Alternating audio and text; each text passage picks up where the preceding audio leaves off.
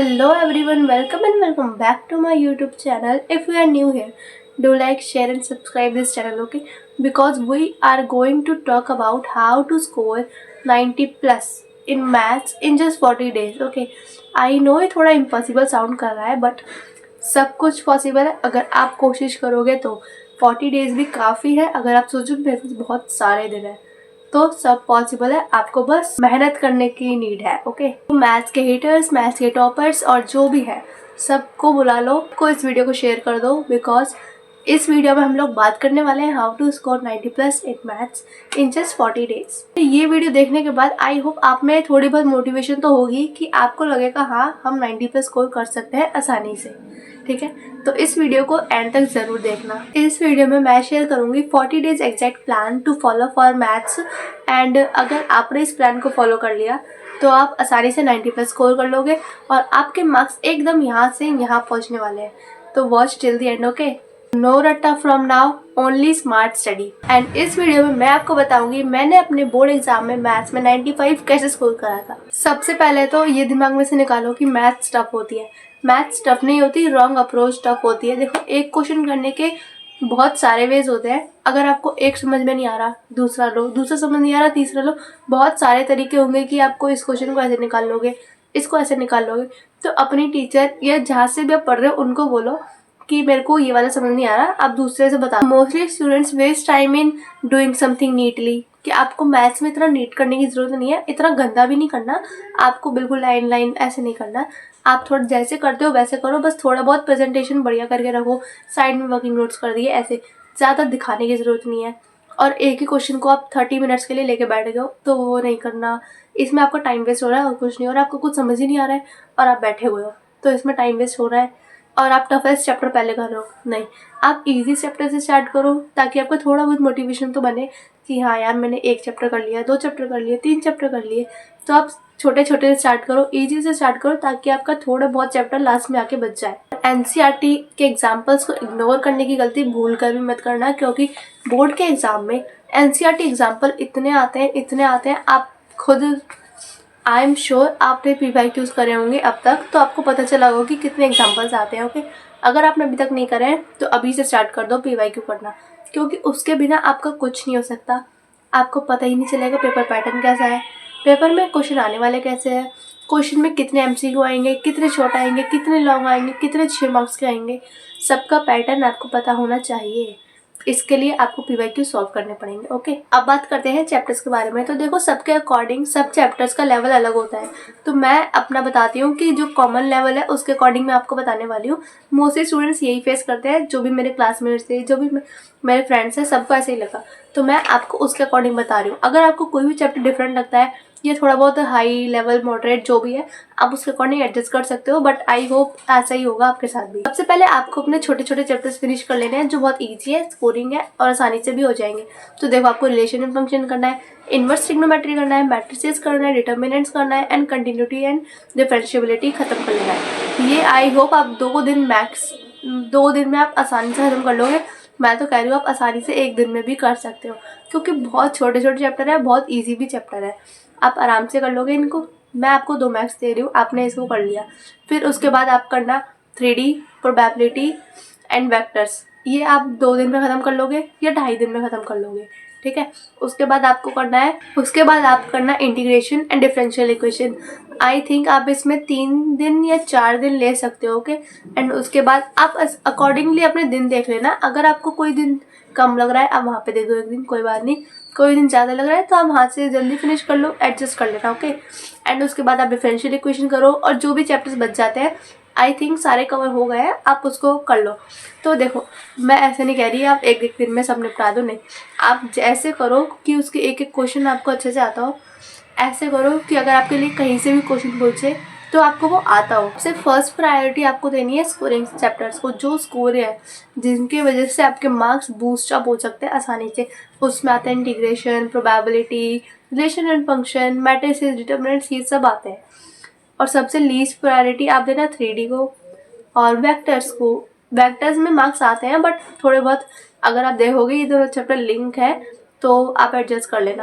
Main बात यही है, आपको सबसे पहले स्कोरिंग चैप्टर्स करने हैं और अगर आप स्कोरिंग कर रहे हो, जो भी आपको सबसे इजी चैप्टर लगता है आप उसको भी ख़त्म कर दो, ताकि आपको कोई भी चैप्टर बचे नहीं। आप जितना सिलेबस हो सके कर लो, सिलेबस कंप्लीट कर लो, ताकि आप रिवीजन कर सको बढ़िया से।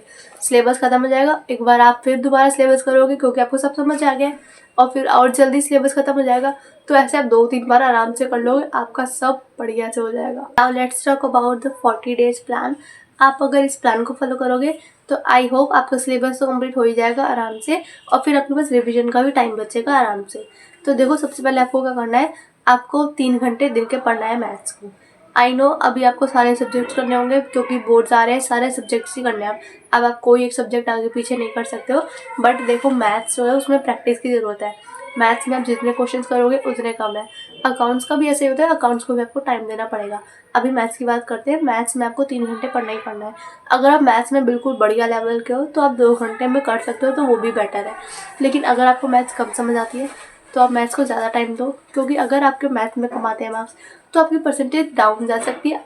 अगर आप सोचो आपकी मार्कशीट में सब में 90+ है एंड मैथ्स में 60-70 है, तो आपको देख के खुद बुरा लगेगा। आप सोचोगे कि काश मैं उस टाइम पढ़ लेते। आप कोशिश करो 2 से 3 चैप्टर एक वीक में आप आराम से कंप्लीट कर लो।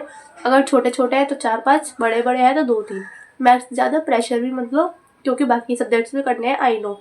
एंड मोस्ट इम्पॉर्टेंट, आप संडे को रिविजन प्लस PYQ रखो, क्योंकि अगर आप पूरे हफ्ते कुछ भी कर रहे हो, आप संडे को उसका टेस्ट ले लो, रिवीजन ले लो। अगर आप ट्यूशन्स नहीं जाते हो तो सेल्फ टेस्ट ले लो, ट्यूशन जाते हो, कोचिंग जाते हो, वहाँ पे टेस्ट दे दो, ठीक है। ऐसे करोगे तो आपकी रिवीजन भी साथ साथ चलती रहेगी, चैप्टर्स भी साथ साथ होते रहेंगे और सिलेबस भी आराम से कंप्लीट हो जाएगा, ओके, विद नो प्रेशर। उसमें NCERT पे फोकस करो, NCERT के एग्जाम्पल्स करो एंड NCERT के एक्सरसाइज करो, ये होगा। फिर आप उसके बाद थोड़े बहुत PYQ कर लेना उसी चैप्टर के, अगर टाइम मिलता है तो, वरना आप नेक्स्ट चैप्टर पे ही जाओ, क्योंकि आप संडे को रिवीजन दे रहे हो, PYQ दे रहे हो, तो उतना इनफ है। और फिर आपने चैप्टर्स कर लिए, NCERT पे फोकस कर लिया, अपना आप कोशिश करो कि आप NCERT की थ्योरी जो होती है ना, आप उसको भी पढ़ो, क्योंकि उसके छोटे छोटे जो की पॉइंट्स होते हैं ना, जो बहुत इंपॉर्टेंट होते हैं, वहाँ से MCQ आते ही आते हैं। मेरे ख्याल से 2 से 3 MCQ हमेशा थ्योरी से ही आता है। तो आप कोशिश करोगे आप थ्योरी भी पढ़ रहे हो साथ के साथ। बहुत देखो, अगर आपको मार्क्स बहुत अच्छे चाहिए तो आपको पढ़ना ही पड़ेगा, ऑफ कोर्स। बिना पढ़े आपके मार्क्स ऐसे नहीं आएंगे।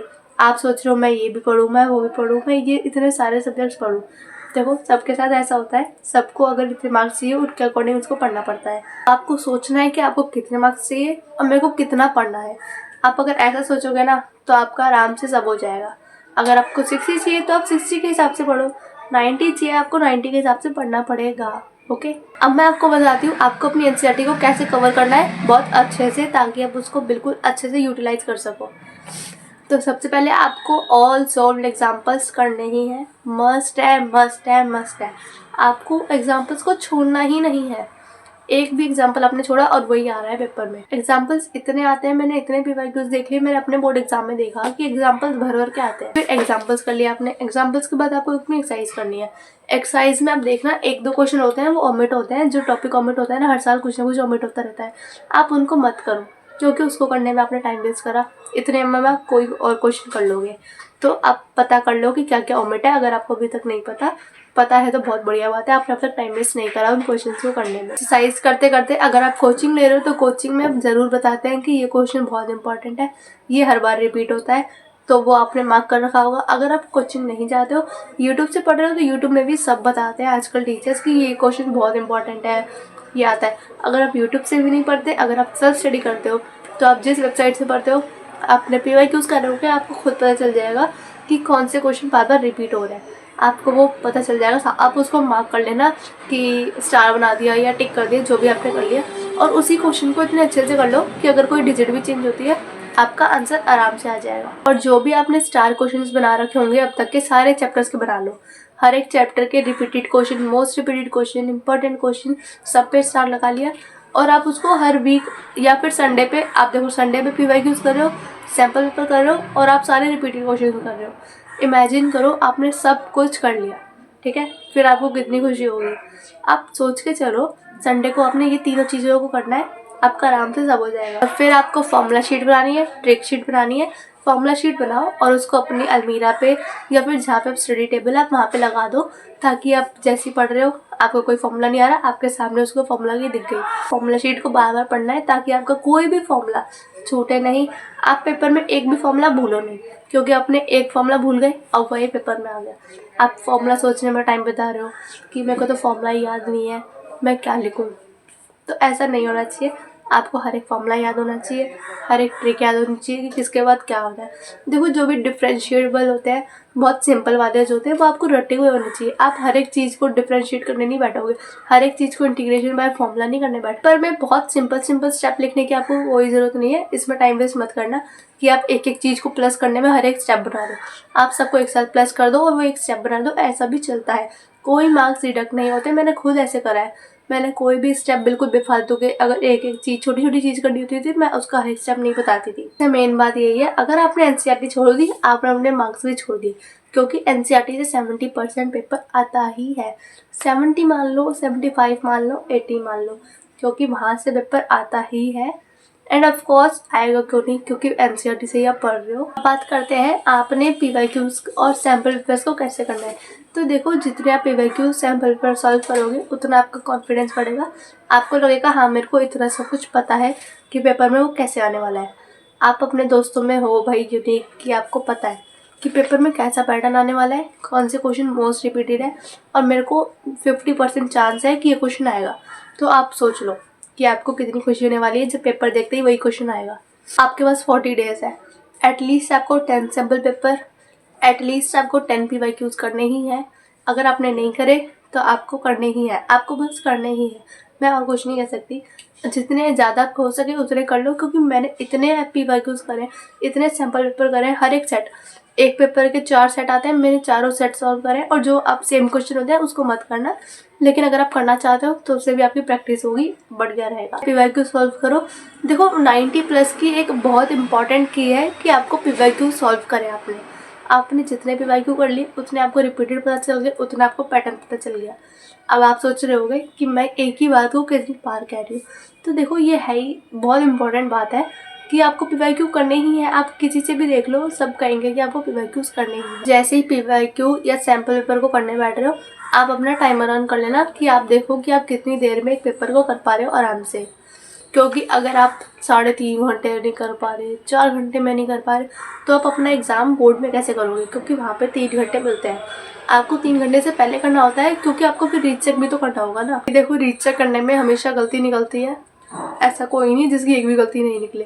रीचेक करो तभी जाके पता लगेगा कि हाँ हमारे मार्क्स यहाँ पे कटने वाले थे, हमने बचा लिए। तो आपको कोशिश करनी है कि आप 2.5 घंटे में अपना पेपर ख़त्म कर दो। अब 2.5 घंटे में कैसे होगा, जितनी आपकी प्रैक्टिस ज़्यादा होगी, स्पीड ज़्यादा होगी, तभी तो होगा ना। आप अपना पेपर सॉल्व करो टाइमर लगा के। उसके बाद जब आपका सॉल्व हो जाए, जितनी मिस्टेक्स आपने करी है उसको नोटिस करो, उसको नोट डाउन करो कि हाँ मैंने ये करी है, अब जाके मैं इसको ऐसे नहीं करेंगे। और जहाँ जहाँ पे आपकी गलती होती है आप उसको 2 बार करो, 3 बार करो, ताकि आपकी वो दोबारा गलती हो ही ना, कोई चांस रहे ही ना कि आप उसको दोबारा कर लो। तो बस आपको पीवाईक्यू सॉल्व करना है, टाइमर लगा के मिस्टेक्स को नोटिस करना है, नोट डाउन करना है, प्रैक्टिस करनी है। और जितने पीवाईक्यूज हो सकते हैं, जितने सैम्पल पेपर हो सकते हैं उतने करो। ओके, देखो अगर आपको किसी भी क्वेश्चन में डाउट आता है तो आप उस क्वेश्चन में ज़्यादा टाइम मत लगाओ, ज़्यादा टाइम उसमें इन्वेस्ट मत करो। क्योंकि अगर आप उसे सोचने में टाइम लगा रहे हो, बाकी क्वेश्चंस कब करोगे। अगर आप बाकी क्वेश्चंस नहीं करोगे, आपके दिमाग में रहेगा कि यार मेरे को इस क्वेश्चन को करना होगा, बाकी क्वेश्चन अभी बचे हुए हैं। तो आप पहले उसको छोड़ो, बाकी के पकड़ो, बाकी को ख़त्म कर दो और फिर आप उस क्वेश्चन पे आओ। क्योंकि अब आपका प्रेशर नहीं है, अब आपका सारे क्वेश्चन हो चुके हैं, सिर्फ वो एक क्वेश्चन बचा है। अब आप आराम से बैठ कर उसको सोचो कि हाँ भाई अब इसमें मेरे को क्या करना है, इसमें कौन सा फॉर्मूला लगेगा, मेरा पेपर हो चुका है, अब बस मेरे को इस पर फोकस करना है। तो अगर आप ऐसे करोगे, उसी में बीच में अपना पेपर रोक के एक क्वेश्चन पर टाइम लगाने से बढ़िया है आप लास्ट में उसको करो। पूरा पेपर पहले फिनिश कर लेना याद से। ओके, किसी पे एक पे भी बैठे मत रहना।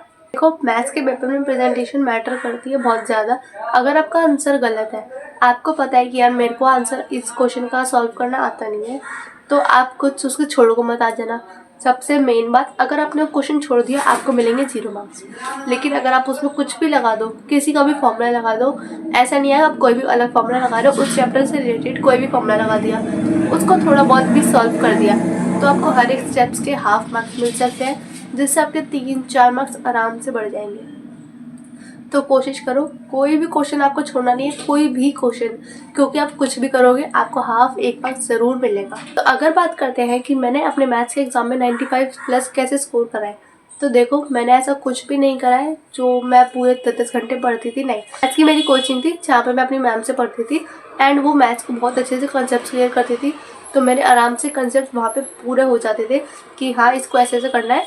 तो जो भी होमवर्क होता था मैं उसको करती थी, स्कूल से होमवर्क मिलता था मैं उसको करती थी, और सेल्फ स्टडी मैं मोस्टली ट्यूशन वाली करती थी, क्योंकि वही अच्छे से कर लो वही सेल्फ स्टडी हो जाती है। और देखो मैं अगर आपको बताऊँ, मैंने एनसीईआरटी 3 से 4 बार करी है सिलेबस ख़त्म होने के बाद, और जब एक चैप्टर ख़त्म होता है उसको दोबारा करना वो अलग होता है। मैंने सिलेबस ख़त्म होने के बाद अपनी एनसीईआरटी 3 से 4 बार करी है।